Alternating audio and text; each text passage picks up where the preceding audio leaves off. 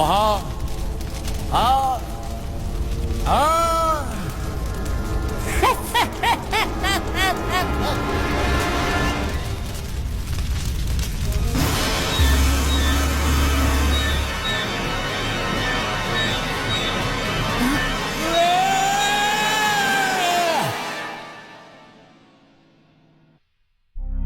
2 दिन से लगातार बारिश हो रही है। बाहर निकलने का कोई रास्ता नहीं था। ऐसे में राजू बिल्लू के घर आया। राजू, ये राजू, दरवाजा खोल जल्दी से। बिल्लू, इस बारिश में क्या हो गया अभी?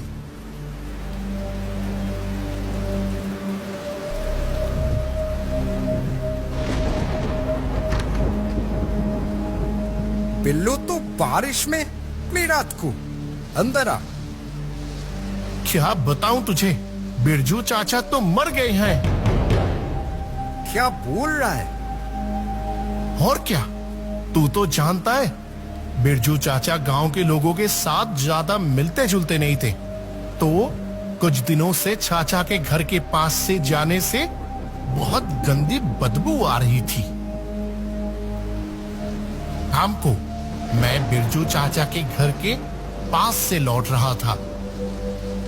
उफ, बदबू तो दिन ब दिन और बढ़ ही रही है। बिरजू चाचा तो बिल्कुल दिख ही नहीं रहे। एक बार घर के अंदर जाकर देखता हूं।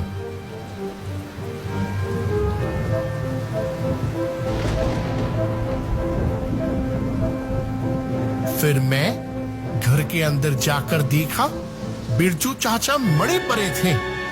शरीर सड़ चुका था, जगह जगह से मांस निकला हुआ। कैसा भयानक दृश्य है।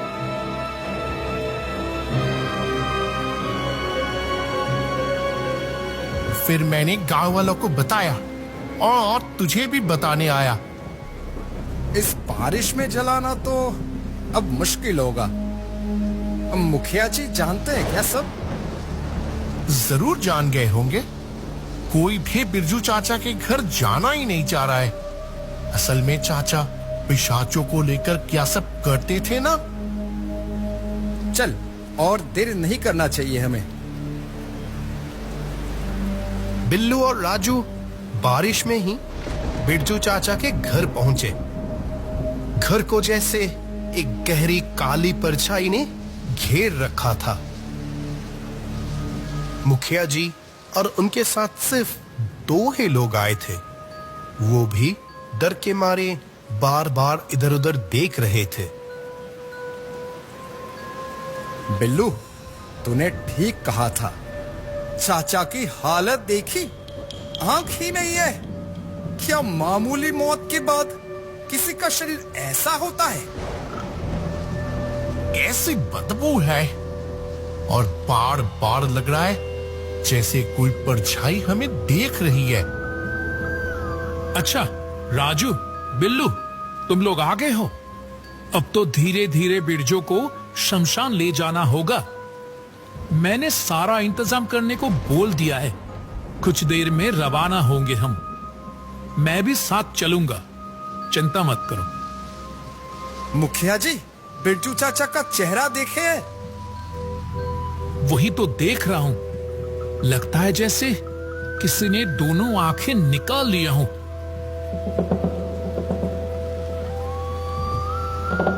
अभी फिलहाल चुप रहो, वरना वो दोनों लोग डर के मारे भाग जाएंगे।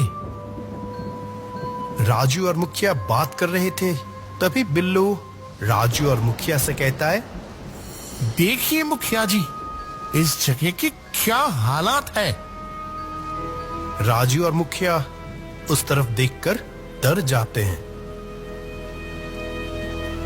वो देखते हैं कि कमरे में साधना की जगह और चारों तरफ सिंदूर, कुछ जली हुई लकड़ी और खोपड़ियां पड़ी है। मैंने तो सुना था, पर आज खुद देखा। ये पिशाच साधना के लिए मेरा एक चाचा भी ये साधना करते थे, पर जो लोग ये करते हैं उनके मरने के बाद मरने के बाद क्या? चुप क्यों हो गए मुखिया जी? कुछ नहीं, अब बारिश थोड़ी रुकी है, अभी रवाना नहीं हुए तो दिक्कत होगी। कुछ देर बाद राजू, बिल्लू और दो लोग मिलकर चाचा को लेकर शमशान की तरफ एक साथ आगे बढ़ने लगे। रात हो चुकी थी। राम नाम सत्य है, राम नाम सत्य है।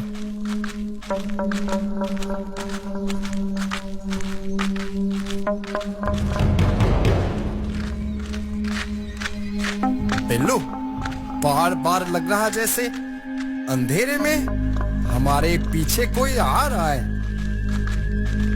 तुम लोग पीछे क्यों देख रहे हो? कोई जैसे लग रहा है पीछे। चुप रहो, कोई नहीं है पीछे। मुखिया ने तो कहा, लेकिन वो खुद भी जैसे महसूस कर रहे थे अंधेरे में कोई तो उनके साथ आ रहा है। धीरे धीरे सब शमशान में आकर पहुंचे, लेकिन वहां आते ही पता चला लाश जलाने की लकड़ी तो खत्म हो गई है साहब। कल सुबह से पहले तो नहीं आएगी। क्या बोल रहा है? अब क्या किया जाए? इसको ज्यादा देर ऐसे ही छोड़ दिया तो उफ, क्या होगा? साहब, आप लोग नदी पार करके नील घाट के शमशान चले जाइए। वहां लाश जलाने में कोई दिक्कत नहीं होगी। आज तो अमावस की रात भी है। लाश को ऐसे रखना ठीक नहीं होगा। सही में यार, आज तो अमावस्या भी है। वो तो आज पीछा नहीं छोड़ेगी।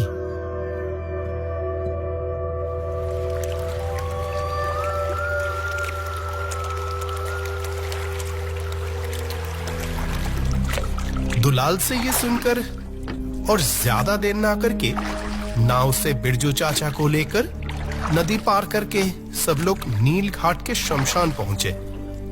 मुखिया जी थे, इसीलिए इस बारिश के रात में भी मांझी मना नहीं कर पाया।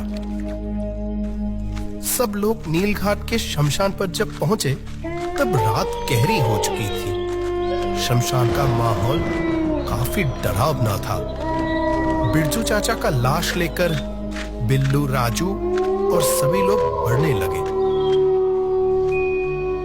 शमशान का वो आदमी लाश जलाने का इंतजाम करना शुरू करता है। ठीक उसी समय फिर से बारिश शुरू हो जाती है। अब तो लाश नहीं जलाई जा सकती। बारिश कम हो, चलो हम उस पेड़ के नीचे जाते हैं। बिरजू चाचा को भी साथ ले चलते। उसको यहीं रहने दो। सब लोग पेड़ के नीचे चले जाते हैं। बहुत तेज बारिश हो रही थी।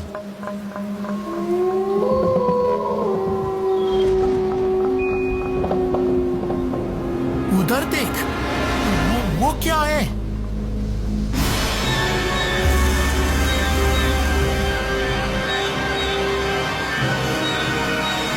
बिजली की चमक में इसके बाद सबने जो देखा वो देखकर बाकी दो लोग बेहोश हो गए।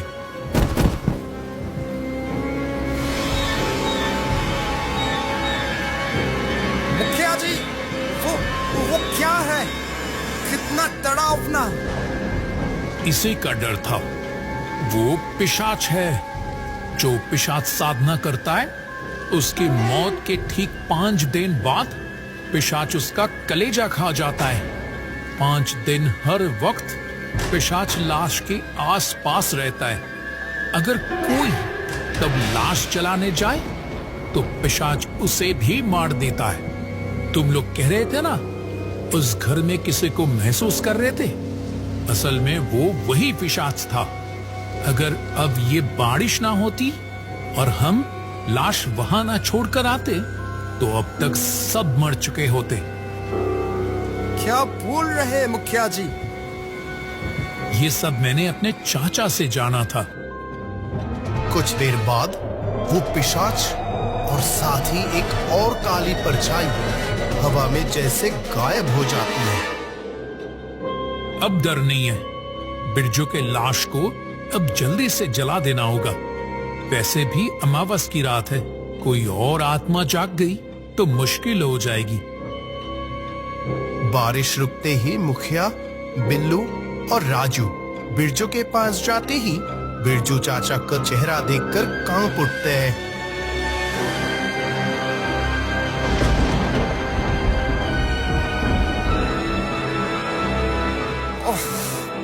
क्या हालत है बिरजू चाचा की।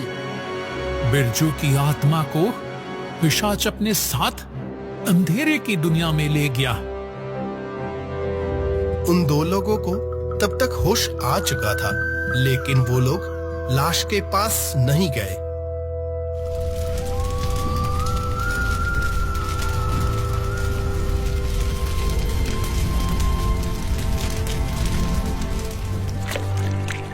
मुखिया ने बिरजू चाचा का अंतिम संस्कार किया।